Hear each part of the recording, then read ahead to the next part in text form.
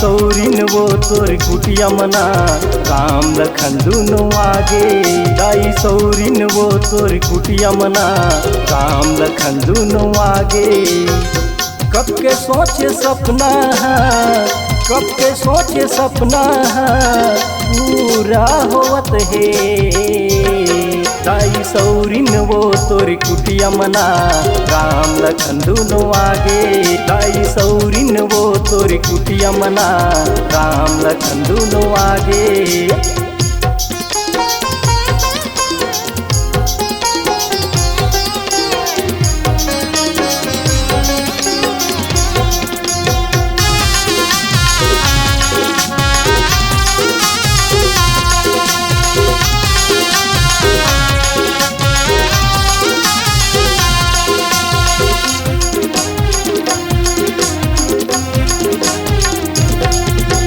मतंग मुनि के कहना लदाई मन मधरे बैठे। मतंग मुनि के कहना लदाई मन मधरे बैठे। कब आही राम कई के रसताला बहारे। कब आही राम कई के रसताला बहारे।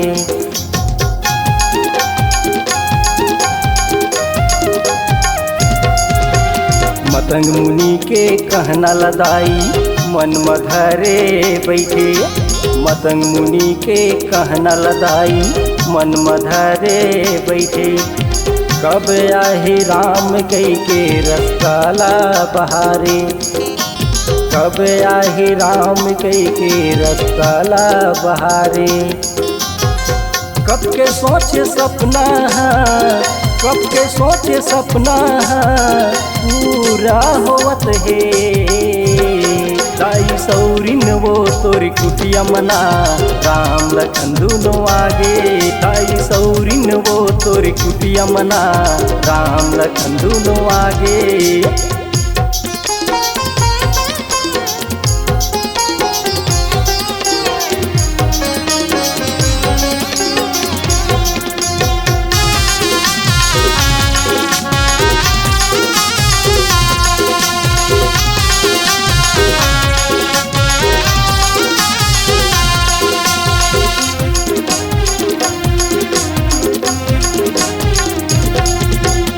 बड़ भागमानी हवच वो सौरिन राम के दर्शन पाए। बड़ भागमानी हवच वो सौरिन राम के दर्शन पाए। झूठा बोएर खावा के वो सौरिन भाग लय अपन जगाए। झूठा बोएर खावा के वो सौरिन भाग लय अपन जगाए।